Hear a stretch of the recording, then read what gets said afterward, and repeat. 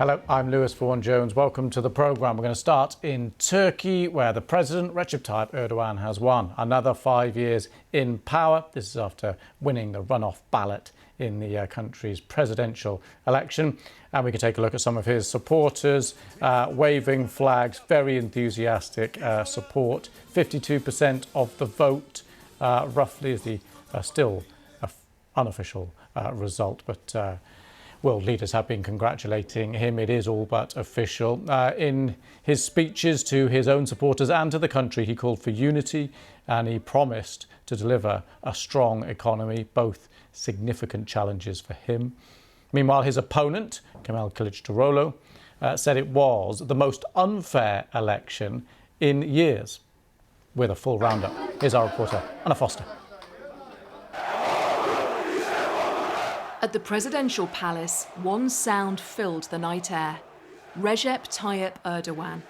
After 20 years in power, he's about to embark on 5 more. And his supporters were ecstatic. We are very happy, full of joy. I can't even contain myself. I thank God.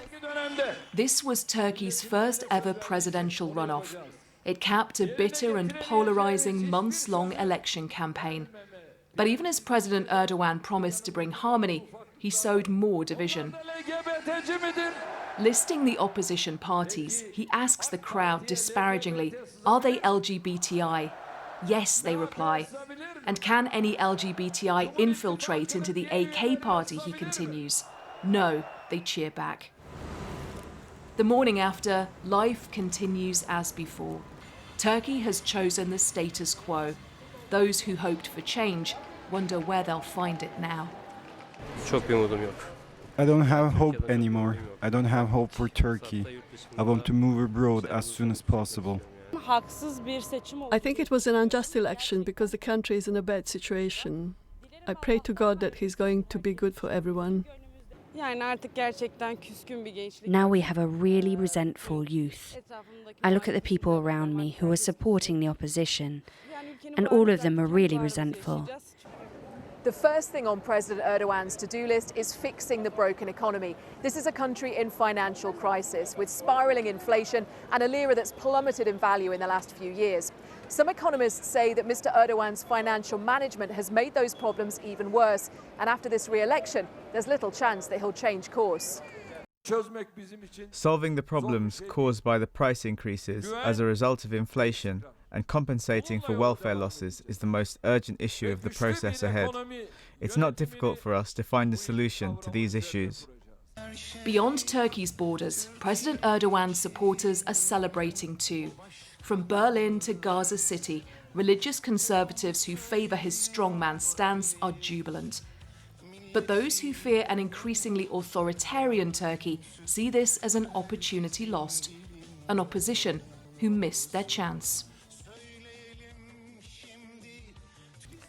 We'll get more from Anna in just a second, but there has been an international team monitoring these elections in Turkey, and we heard from them in the last couple of hours. They've been giving their conclusions of their observations of this second round of voting.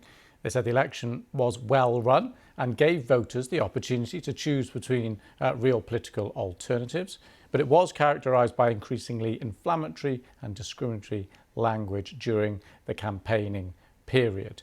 So we can get a bit more now on this issue from Anna Foster. There are 2 key issues here, I think. The first is the campaign period. So remember that President Recep Tayyip Erdogan really controls and has huge authority over the state media here in Turkey. So in that campaign period, he was regularly on television, he was regularly on the radio, on the front pages of newspapers. People could not avoid those campaigning messages that he wanted to get out.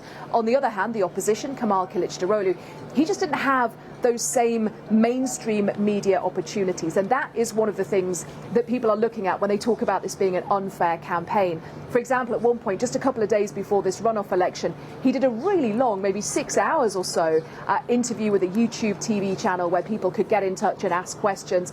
A lot of what he was doing, again, were homemade videos, him sitting at his kitchen table. Again, these went on social media, they went on YouTube. It was a very different campaign to the very slick mainstream media campaign campaign that President Erdogan was campaigning.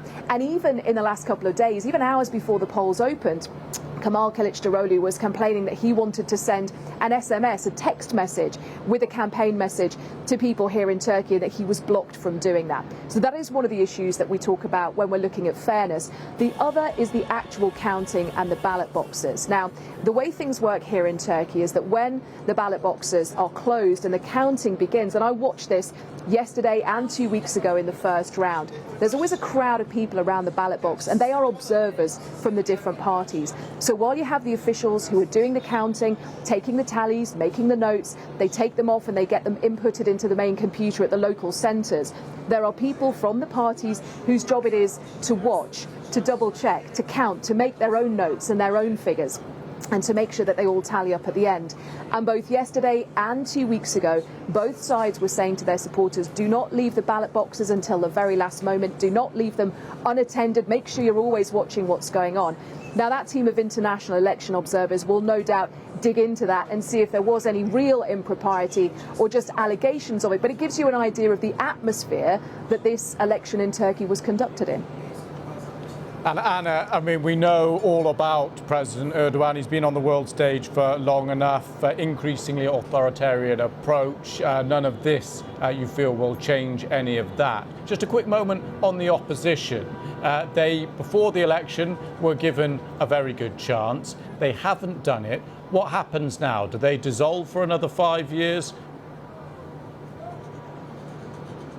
I think that's a really good question, and that is because this moment was seen by many as a moment that might not be repeated again, because in Kemal Kilicdaroglu you had a single candidate who different political parties with different visions united around. They didn't all want Turkey to look the same way in the future. They had different ideas and different policies, but the thing that united them was wanting to remove Recep Tayyip Erdogan from power. So that was why, unusually, the table of six, as they called themselves, coalesced around this one candidate.